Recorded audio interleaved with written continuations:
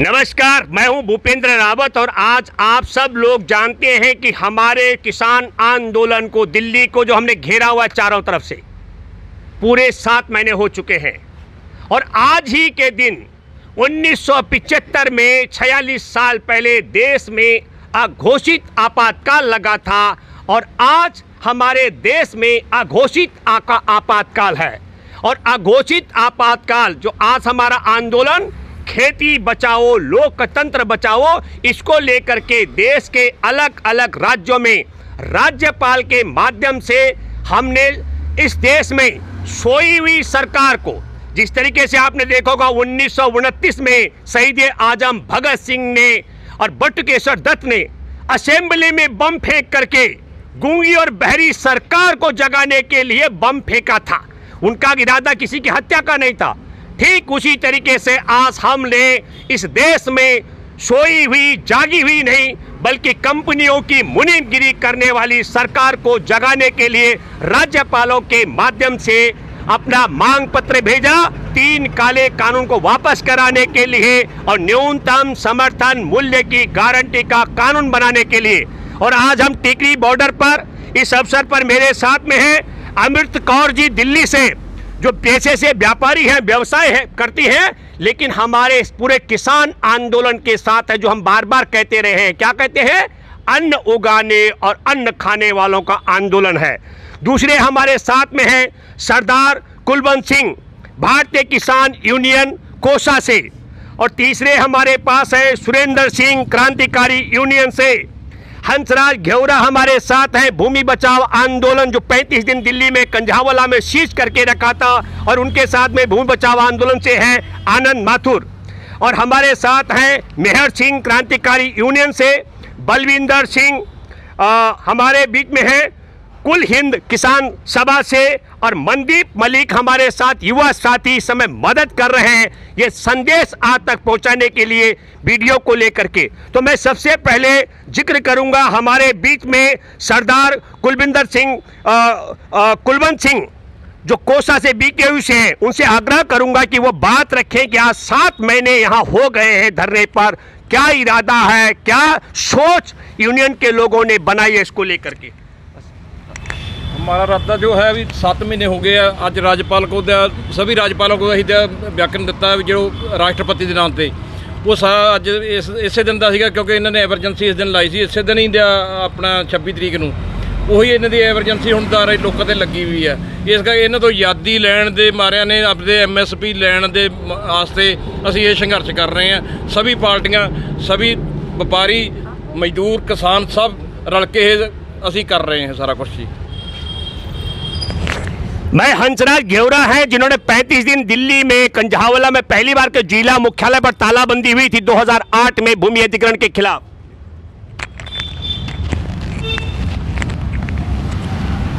साथियों, जिस तरह से आज 7 महीने हो गए हैं आंदोलन को चले हुए, और इसी सन 1975 में 26 जून को ही इंदिरा गांधी के द्वारा देश में आपातकाल घोषित किया गया था, लेकिन आज भी अघोषित आपातकाल की स्थिति में हम चल रहे हैं। और किसानों ने ये तय किया कि भले ही 7 साल लग जाएं, लेकिन जब तक हम इस आंदोलन में विजय प्राप्त नहीं कर लेंगे तब तक पीछे नहीं हटेंगे, और इसी तरह से इस आंदोलन को गतिमान बनाए रखेंगे। और आज राज्यपालों के द्वारा सरकार को जगाने के लिए एक मैसेज दिया गया है कि इसको ये जो कृषि काले कानून 3 बनाए गए इनको वापस कराने के लिए। धन्यवाद। अभी क्रांतिकारी यूनियन के हमारे साथी मेहर सिंह जी बात करेंगे अपना कुछ परिचय देते हुए।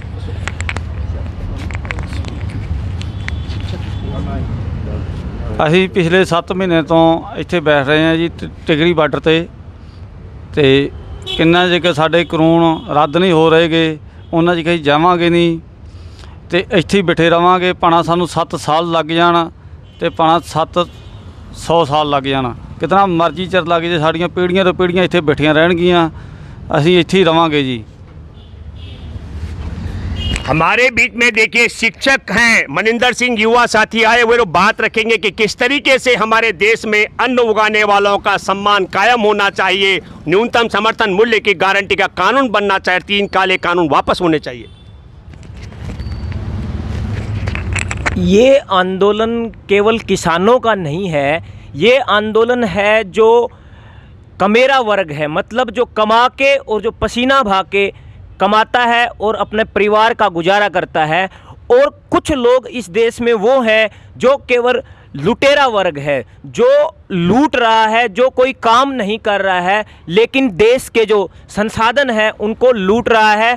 और आज इस आंदोलन को 7 महीने हो गए हैं, तो यहाँ पे किसी को भी ये नहीं है कि ये 7 महीने, अपितु जो किसान है वो खुशी मना रहा है कि आज हमने 7 महीने पूरे करे हैं। ये 7 महीने क्या 7 साल लग जाएं तो किसान यहाँ से डिगने वाला नहीं है।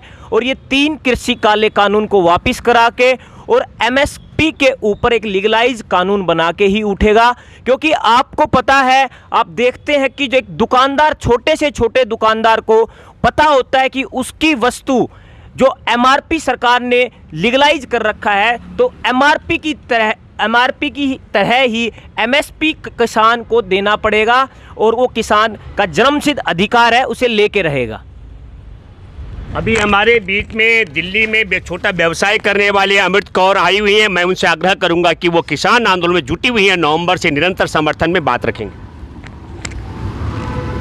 मेरा ये एक मानना है और कहना भी है उन सभी घर बैठे हुए लोगों से कि आप ये समझकर मत बैठिए कि ये किसान हैं और सिर्फ यही अपनी लड़ाई लड़ रहे हैं। ये लड़ाई उनके लिए नहीं है, ये लड़ाई एक्चुअली हमारे लिए लड़ी जा रही है।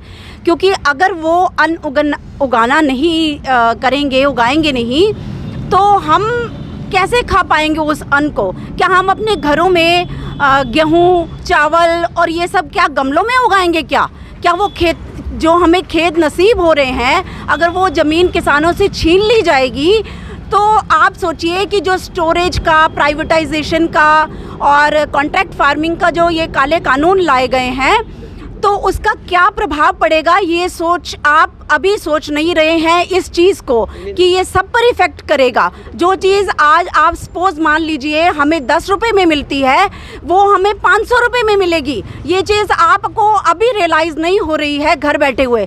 तो मैं सबको यही कहना चाहूँगी कि आप आइए, इस आंदोलन से जुड़िए, क्योंकि ये आंदोलन जो है सिर्फ किसानों का नहीं है, वो हमारे लिए लड़ा जा रहा है।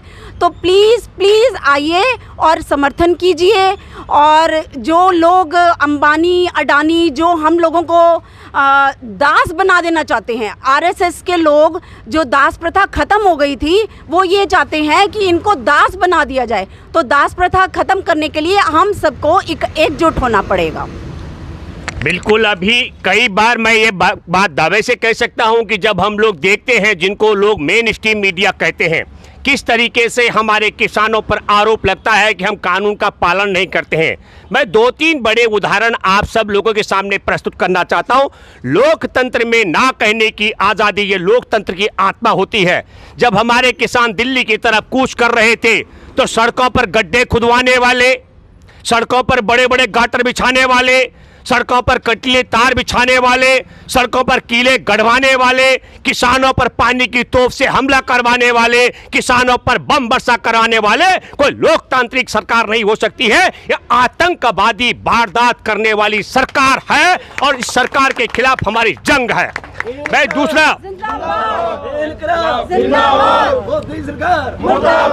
मैं दूसरा जिक्र करना चाहता हूं। हमारे किसानों पर आरोप लग रहा है कि हम कानून का पालन नहीं करते हैं।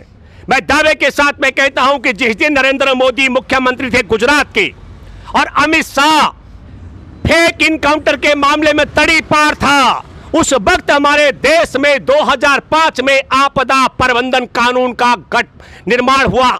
आपदा प्रबंधन कानून 2005। और वो कानून क्या कहता है कि महामारी में जिस परिवार का कोई सदस्य मरेगा, उसको परिवार को 4-4 लाख रुपए सरकार को राहत के रूप में देना अनिवार्य होगा। ये हमारे देश में आपदा प्रबंधन कानून 2005 की धारा 12 के तहत है। और हमारी देश की जो सरकार आतंकवादी वारदात करती है किसानों के रास्ते रुकवाने के लिए, विरोध प्रदर्शन को रुकवाने के लिए सड़कों पर गड्ढे खुदवाती है और कटले तार बिछाती है, कीले गढ़वा देती है, वही नालायक सरकार हमारे देश के कानून को नहीं मानती है, जो आपदा प्रबंधन के तहत धारा 12 के तहत देश में एक एक कोरोना से जान गंवाने वाले को 4-4 लाख रुपए देने का प्रावधान है। मैं ये बात इसलिए भी कहना चाह रहा हूं, ये मसला ताली का नहीं है।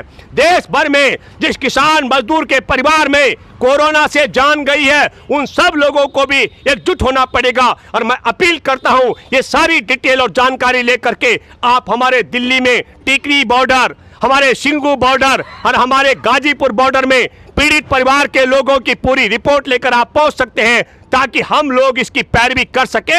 हमारे देश की नालायक सरकार न देश के अन्नदाता का सम्मान कर रही है, न देश के संविधान का सम्मान कर रही है। और ये भी आप देख रहे हैं, चीन कब्जा करके बैठा हुआ है। एक और बात मैं कहना चाहता हूं, संसद के अंदर प्रधानमंत्री बोले थे एमएसपी है, एमएसपी थी, एमएसपी रहेगी, और हमारे किसानों का धरना चल रहा है और धरने के बीच में बिहार में 800 रुपए प्रति क्विंटल की दर से किसान को गेहूं के समर्थन मूल्य में कम पैसा मिला और बाजरे में देश के अंदर 1100 रुपए प्रति क्विंटल के हिसाब से कम मिला। संसद के अंदर भी हमारे देश का प्रधानमंत्री झूठ बोलता है।